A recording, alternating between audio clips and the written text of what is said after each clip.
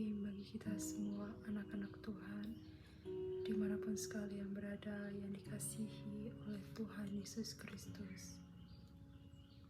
Ya, pada kali ini saya ingin menyaksikan mengenai kesaksian hidup di dalam manusia saya yang lama. Namun sebelum itu saya ingin menyapa terlebih dahulu kepada ketiga pribadi ilahi yang esa. Shalom Elohim, salam hormat dan salam kasih kepada roh Bapa Surgawi, sang pemegang waktu yang rohnya berdiam dalam diri Bapa Emel Lahagu, roh Alfa dan Omega Tuhan Yesus Kristus, sang hakim yang adil yang sudah datang untuk yang kedua kalinya, yaitu Bapa Aditya Nugrahanto, Roh Kudus, Roh Kebenaran, mempelainya yang terexcellent, yaitu Ibu Faye Hamdani. Ya, di sini saya akan menceritakan mengenai kehidupan manusia saya yang lama, di mana pada saat itu roh saya terikat dan tertawan oleh roh-roh dunia, di mana kisah ini terjadi pada saat saya duduk di bangku sekolah dasar hingga beranjak remaja, di mana dulu saya itu seringkali mengalami suatu perasaan down atau stres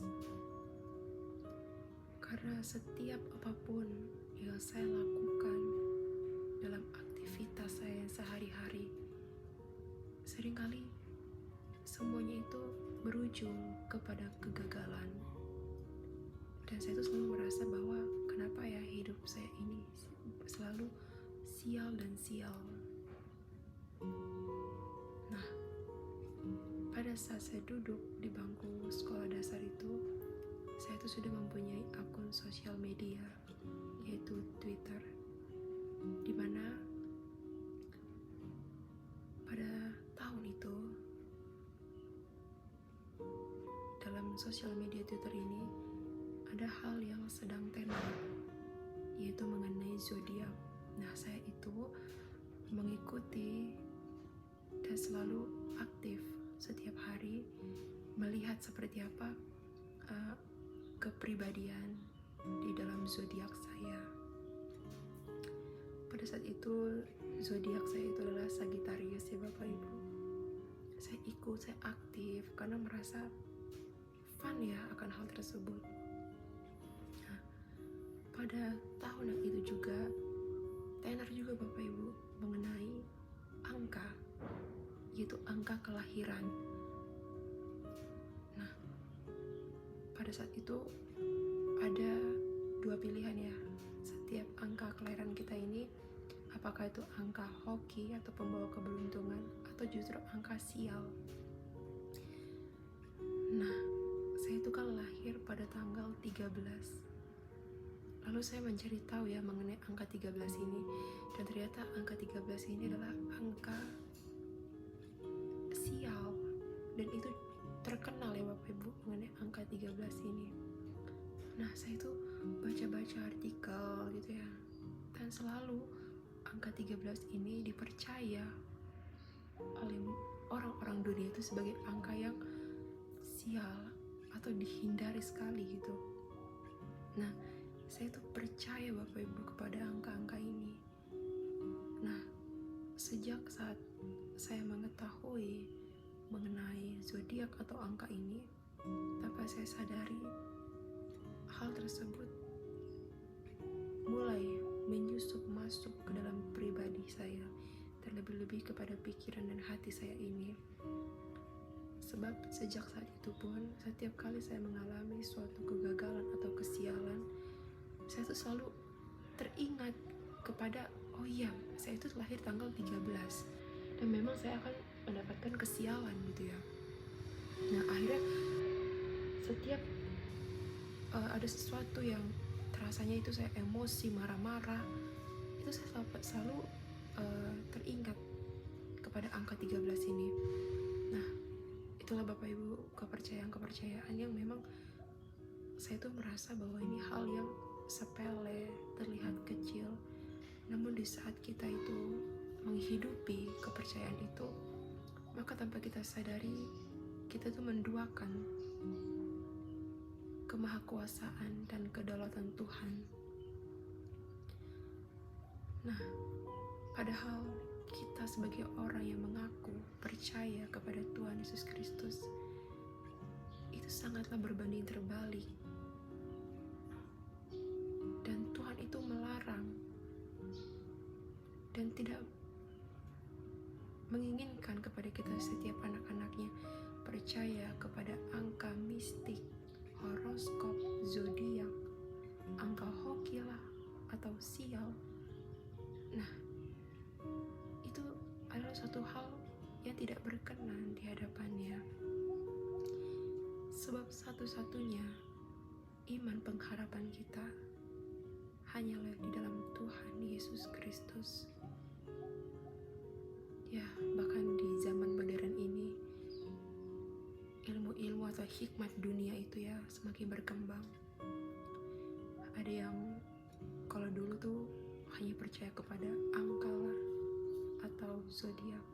Nah, kalau sekarang ini banyak orang-orang yang percaya kepada kartu tarot. Bahkan saya tuh beberapa kali ya membaca postingan ada orang yang membuka jasa tarot dan mereka tuh berlangganan, dan itu harganya tidaklah murah ya Bapak Ibu, berlangganan kepada orang-orang yang mengatakan bahwa mereka itu bisa membaca seperti apa kehidupan kita, jodoh, atau rancangan-rancangan ke depan itu. Nah, tanpa kita sadari, kita telah mempersekutukan bukan hanya manusia jasmani kita, namun roh kita pun telah diikat dan ditawan oleh roh-roh dunia. Dan di saat kita menyembah atau menghidupi kepercayaan mistik yang demikian, maka sama saja kita telah membuka pintu dan menjembatani roh-roh dunia itu untuk masuk ke dalam pribadi kita, sehingga binasalah kita Bapak Ibu, binasa secara jasmani dan rohani.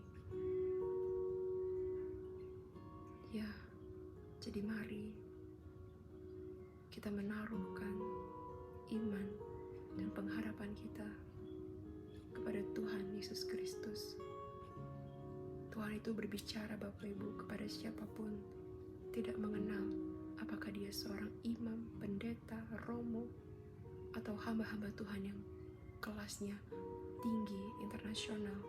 Tidak, Tuhan itu berbicara kepada setiap anak-anaknya yang mau merendahkan hatinya. Dan seperti apa Tuhan itu berbicara kepada kita? Ya, ada banyak orang di luar sana yang diberikan karunia untuk bisa mendengar secara audible suara Tuhan. Namun, firman-Nya, yaitu Alkitab, itulah yang menjadi suara Tuhan itu sendiri, yang menolong kita. Atau juga bisa di saat kita mendengarkan kesaksian dari anak-anak Tuhan, di situ pun Tuhan bisa berbicara kepada kita Bapak Ibu.